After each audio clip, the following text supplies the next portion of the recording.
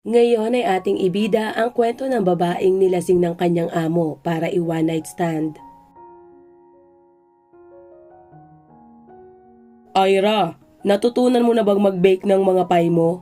Muling pabirong tanong ni Glenn sa kanyang kaibigan. Glenn, wala na bang iba? Pangalawang taon mo na yung tinatanong sa akin, palitan mo na ang record mo. Noong nasa grade 5 pa tayo, nilalantakan mo na ang masasarap kong pie. Bilang isang mahusay na kusinero, dapat marunong kang gumawa ng higit pa na siyang natututunan ko ngayon. At least pumupunta ako sa culinary school at halos makakuha na ng propesyon. At ikaw, nagawa mo bang makapasok sa kolehiyo bago sumali sa army? Tanong ni Ira na alam na bumagsak si Glenn sa entrance exam ng universidad sa lungsod. Ngayon, pupunta ka na sa army. Babalik ka ng walang dala, walang propesyon, walang edukasyon, at ang alam mo lang ay ang mang-asar ng iba. Panunumbat ni Ira. Hindi nasaktan si Glenn. Lumaki siya sa mga barracks ng mga manggagawa at sanay na sila sa pang-aasar at pangiinis ng walang mali siya. Sa mga huling taon, ang ganitong estilo ng komunikasyon ay naging isang uri ng kaligtasan para sa kanilang dalawa. Upang maiwasan ang maging masyadong malapit, isang bagay na kapwa nila ninanais at kinatatakutan sa kaibuturan ng kanilang puso. Ang ama ni Ira ay may kapansanan. Ito ay malubhang nasugatan sa pabrika. At dahil dito, paika-ika siyang maglakad at nagtatrabaho na lang bilang bantay sa gabi. Kapag umuwi siya mula sa kanyang shift, hindi na niya nakikita ang kanyang asawa, na kung saan ay nagtatrabaho sa aklatan simula sa madaling araw. Nakasanayan na ni Ira na makipagkita sa kanyang ama bago pumasok sa paaralan. Papakainin niya ito ng inihanda ng kanyang ina ng maaga. At pagkatapos ay magsisimula siyang magluto upang matulungan ang kanyang ina. Nagluto si Ira ng kanyang unang putahe sa edad na 11. Gustong-gusto niya ang pinupuri ang kanyang luto. Gustong magpakain sa mga kapitbahay, pakainin ang kanyang ama at ang lahat ng tao. Kaya naman naghanap siya ng culinary school para maging isang chef. Nangarap si Ira na makapagtrabaho sa isang prestihiyosong restaurant, kung saan ay hahangaan siya ng mga bisita at iimbitahan siya sa bulwagan upang pasalamatan. Madalas niyang iniisip na masosorpresa ang mga tao kapag isang maliit at cute na babae ang lalabas sa halip na isang malaking chubby na lalaki. Nagtapos si Ira ng may karangalan at nagpunta sa isang cafe kung saan naghahanap sila ng isang kusinero. Okay lang, ang daan patungo sa Michelin star ay dumadaan sa mga bistro at fast food. Magagawa kong ipakita ang aking talent kahit saan. Okay lang, ang daan patungo sa Michelin star ay dumadaan sa mga bistro at fast food. Magagawa kong ipakita ang aking talent kahit saan. Sabi ni Ira sa sarili. Matagumpay na nakapasa si Ira sa mahigpit na pagsusulit na ibinigay ni Antoinette, ang may-ari ng kainan na ito at ilan pang maliliit ngunit popular na cafe sa lungsod. Gayunpaman, sa kanyang pagkabigla, kinuha pa rin siya nito bilang isang probasyonaryo lamang. Ito ang nakasanayan namin dito. Paliwanag ng isang waitress na si Ivy kay Ira. Libreng trabaho. Akala mo ba ikaw ang una na magtatrabaho dito ng isang buwan na walang bayad? Magtatrabaho ka ng mabuti. Makakahanap sila ng butas sa trabaho mo at mawawala ka na lang. Pero ang magpaalis ng tao ay specialty ng anak ni Antoinette. Pinangangasiwaan niya ang lahat ng kanilang cafe. Siya ang direktor. Bata pa si Sir Gavin pero napakadetalyado at lagi naghahanap ng mali. Paliwanag ni Ivy. Hindi sigurado si Ira kung maniniwala ba siya. Alam niya na tamad, pabaya at mabagal si Ivy, kaya nang simbakin siya ng batang boss ay wala masyadong nagulat. Gayunpaman, palaging pinupuri ni Gavin si Ira dahil sa kanyang mahusay na kasanayan sa pagluluto, bilis at kalinisan sa trabaho. Ngunit sa totoo lang, napakahirap nito kay Ira. Mababa lamang si Ira at ang mga kaldero at kawali sa cafe ay mabibigat at malalaki. Sa pangkaraniwang araw, nakakayanan pa rin niya ang mga ito. Ngunit tuwing katapusan ng linggo, madalas na may malaking grupo na umu-order ng mga pangpiyestang hapunan sa cafe at isa itong bangungot para kay Ira. Kuripot si Antoinette at nagtitipid sa kanyang mga empleyado, kaya't si Ira ang kailangang magtrabaho para sa 3 tao. Hindi kalakihan ang kanyang sweldo at wala ring nagbibigay ng tip sa kusinero o tawagin siya sa bulwagan para pasalamatan at hangaan. At isa sa mga araw na sobrang nakakapagod at hindi kaaya-aya, nilapitan siya ni Gavin. Bakit ka nagpupumiglas dito? Tanong ni Gavin ng may simpatya. Kasagsagan ng tag-init at ang init sa kusina ay hindi na matiis. Walang balak ang may-ari na gumastos ng pera para sa isang magandang air conditioner. Ira, magtrabaho ka na lang bilang waitress. Maghahanap ako ng lalaking kusinero na papalit sa'yo. Isang mas kaya ang trabaho. Pinapagod mo ng husto ang sarili mo. Kamakailan lang ay nasibak sa trabaho si Ivy, kaya may bakante para sa'yo. Pero paano naman ako? Nag-aral ako. Nangarap akong maging chef. Mariing pagtutol ni Ira. Well, ano bang napala mo sa pag-aaral mo? Hindi naman mawawala ang pinag-aralan mo. Mabilis ka at cute. At bilang waitress, kikita ka ng doble sa mga tip. Pangungumbinsi ni Gavin. At kapag bumalik na si Glenn, magagamit mo ang kinita mo para magbukas ng sarili mong cafe. At patatakbuhin ninyo ito ng magkasama. Gets mo? Nagsimula rin ang nanay ko bilang waitress. At bibigyan kita ng payo at tulong. Baka maging partner pa tayo. Mula pa sa unang araw ng kanilang pagkakakilala, planado na ni Gavin ang lahat. Alam niya na hinihintay ni Ira ang kanyang nobyo mula sa army.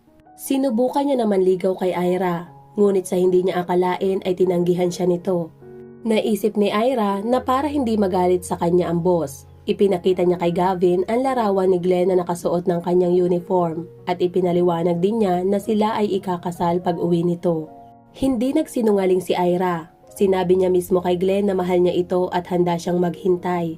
Samantala, masaya naman si Glenn at sumusulat pa ng magigiliw na sulat para sa kasintahan. Noong araw na ipinakita ni Ira ang larawan kay Gavin, ay agad itong naging seryoso at kumbinsido. Okay, naiintindihan ko. Ang girlfriend ng isang sundalo ay sagrado para sa akin. Noong mga panahong iyon, hindi alam ni Ira na kayang-kaya ni Gavin na hindi lamang magpakita ng papuri sa kanya kundi magpanggap din na nire-respeto ang kanyang damdamin. Ngunit may plano na pala ito at hindi sanay na tinatanggihan.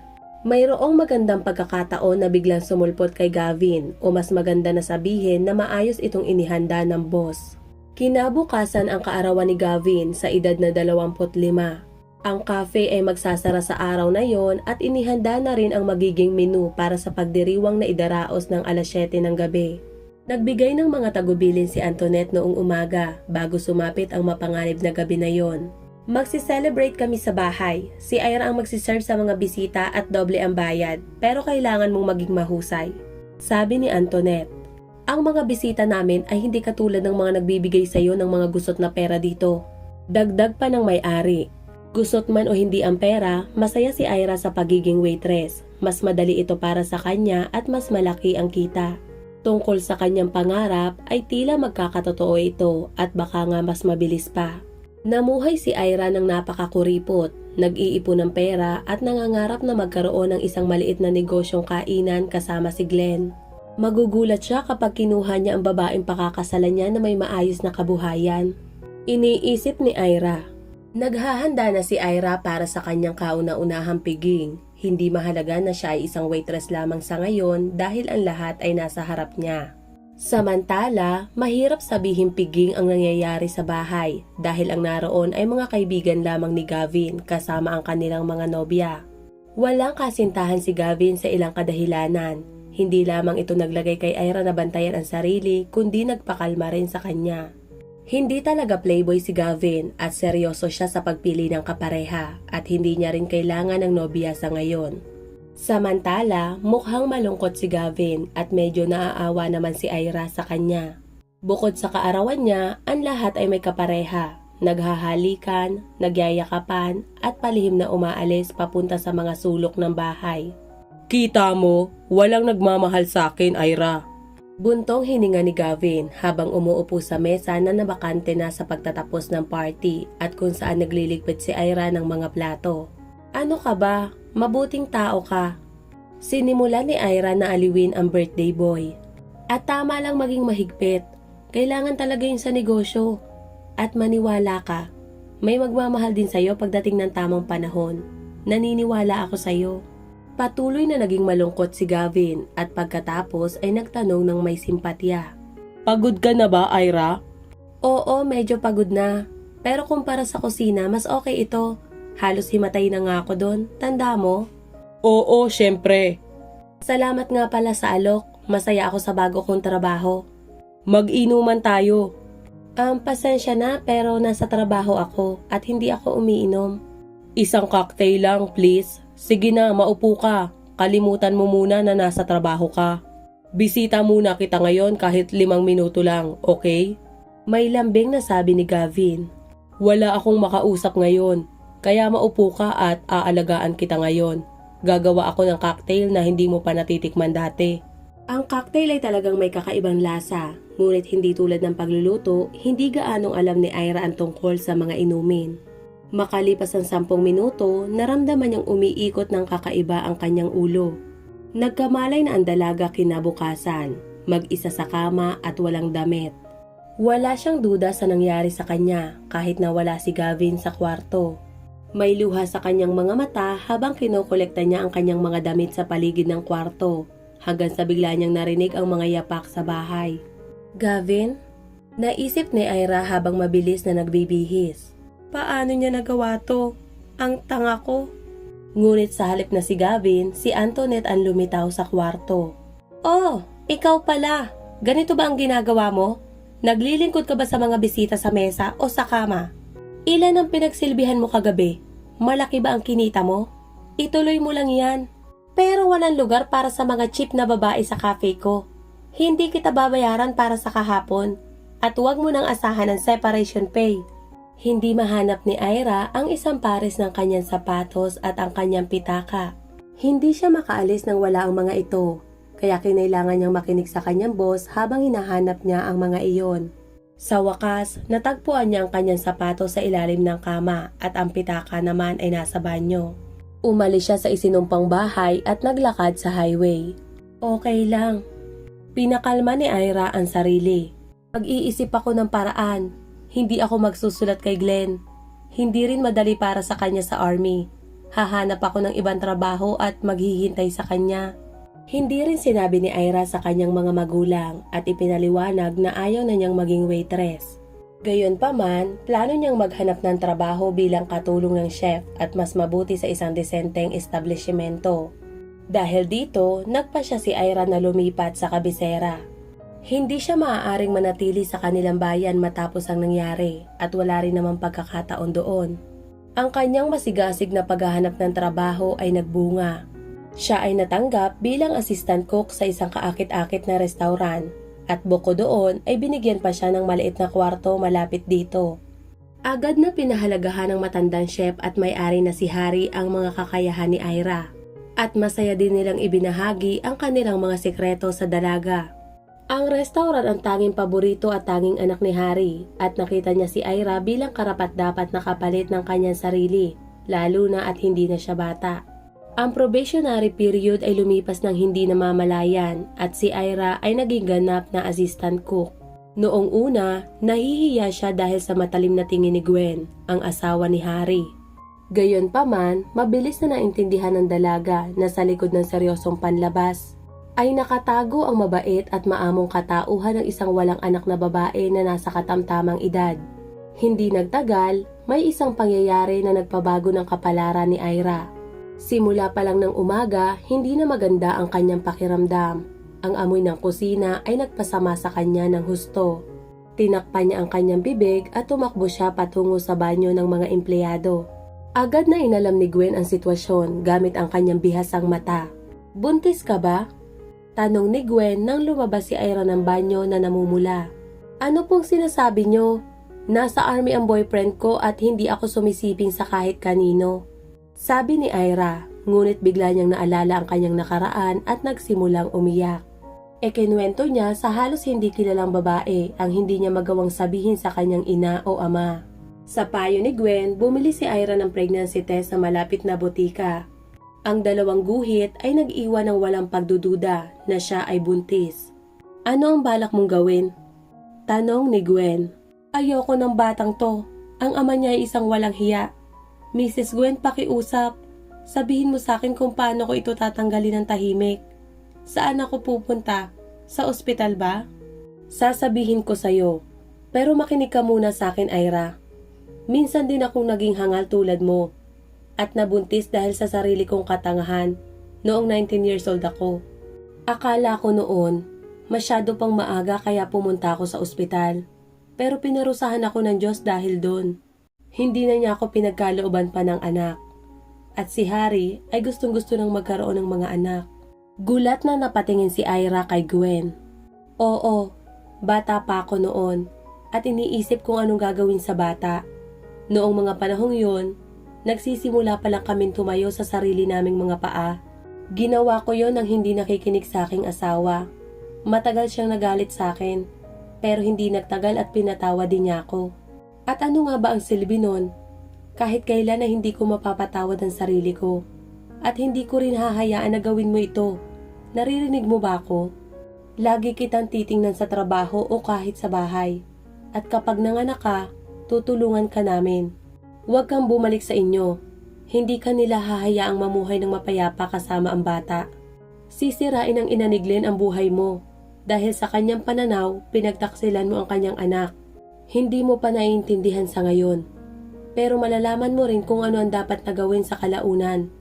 Mahaba ang buhay. Maniwala ka sa akin. At ganoon nga ang ginawa ni Ira. Ngunit sa huli, kinailangan niyang magtapat sa kanyang mga magulang. Na kung saan ay nababahala kung bakit lubos niyang nakalimutan sila at hindi niya rin maitago ang kanyang lumalaking tiyan. Umiyak ang kanyang ina at napabuntong hininga naman ang kanyang ama. Samantala, naging mahirap ang pakikipag-usap sa kanyang magiging biyanan. Nang makaramdam ng problema, pumunta ito sa kabisera at hinanap ang restaurant kung saan nagtatrabaho si Ira. Pumasok ito sa kusina at nang makita ang bilog na tiyan ni Ira ay sumigaw ito ng may pagkasuklam. Napakasama mo! Ganyan ka ba maghintay sa anak ko, ha? Kaya pala hindi makatingin sa akin ang nanay mo. Kalimutan mo na ang anak ko. Isusulat ko sa kanya ang lahat ng nangyari. Di nagtagal, dumating ang pamamaalam na sulat ni Glenn. Hindi niya hinusgahan si Ira. Ngunit hindi na rin ito nais na makilala pa siya at ipinagdasal na lang ang kanyang kaligayahan. Dumating nga ang kaligayahan kay Ira, bagaman ito'y mahirap at puno ng pagsubok. Kaligayahan sa pagsilang ng kanyang anak na babae, sa kanyang minamahal na trabaho na hindi niya iniwan bago o pagkatapos niya manganak, at sa kanyang mga magulang na nagbigay sa kanya ng buhay at halos nagligtas ng buhay ng kanyang anak. Sa paglipas ng panahon, naging head chef si Ira sa restaurant at sa kalaunan ay naging ganap na may-ari nito. Sina Harry at Gwen na nag-alaga sa kanya ay pumanaw na may agwat na mahigit 1 buwan sa isa't isa.